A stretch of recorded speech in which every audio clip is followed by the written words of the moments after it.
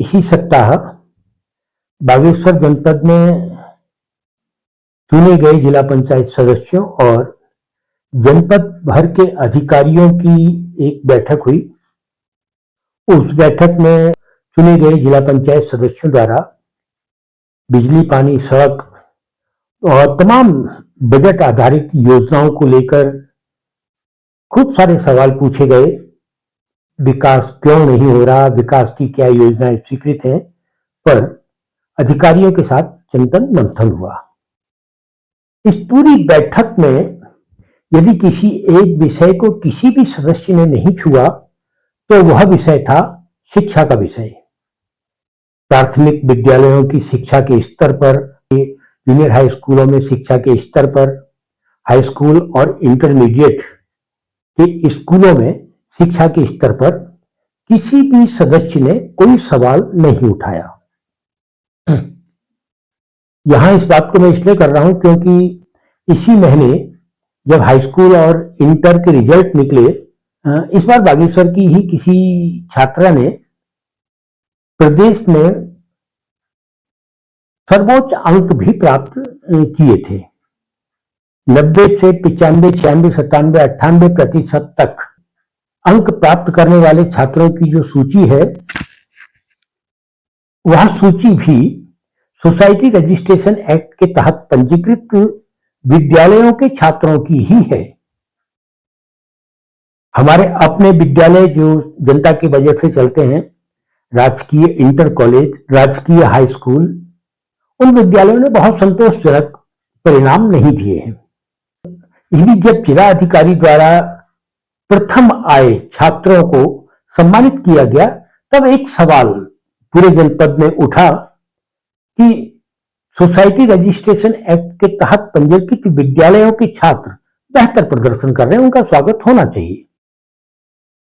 जिले के हाकिमों को या फिर हमारे प्रतिनिधियों को, जो जिला पंचायत में सदस्यों के रूप में है, क्षेत्र पंचायत में सदस्यों के रूप में है, ग्राम पंचायतों में भी सदस्यों के रूप में या खुद प्रधानों के रूप में मौजूद है, या विधानसभा में विधायक के रूप में है, या लोकसभा में सांसद के रूप में है, इन सब की आज की तारीख में अगर सबसे बड़ी चिंता होनी थी तो यही चिंता होनी थी कि हमारे राजकीय विद्यालय परिणामों के मामले में फिसड्डी क्यों हो रहे हैं। लेकिन इस चिंता को करने की जगह सभी लोग सोसाइटी रजिस्ट्रेशन एक्ट के तहत पंजीकृत विद्यालयों की प्रोग्रेस रिपोर्ट की तारीफ करते हुए ही दिखाई दे रहे हैं।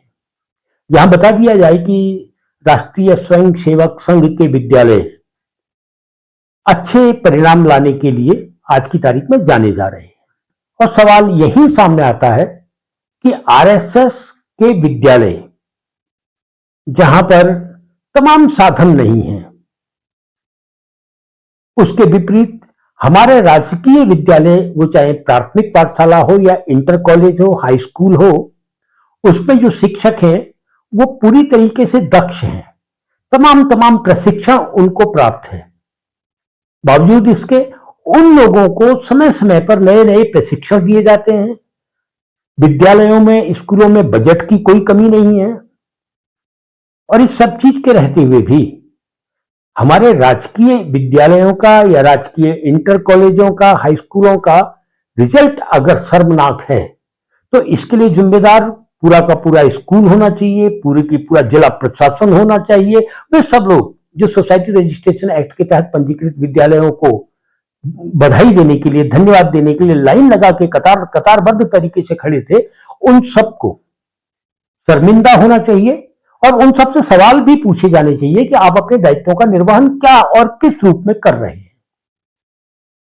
दगड़ियों, यह कोई सामान्य समस्या नहीं है। हर व्यक्ति को शिक्षा देने का कानून इस देश के संविधान ने पारित किया हुआ है।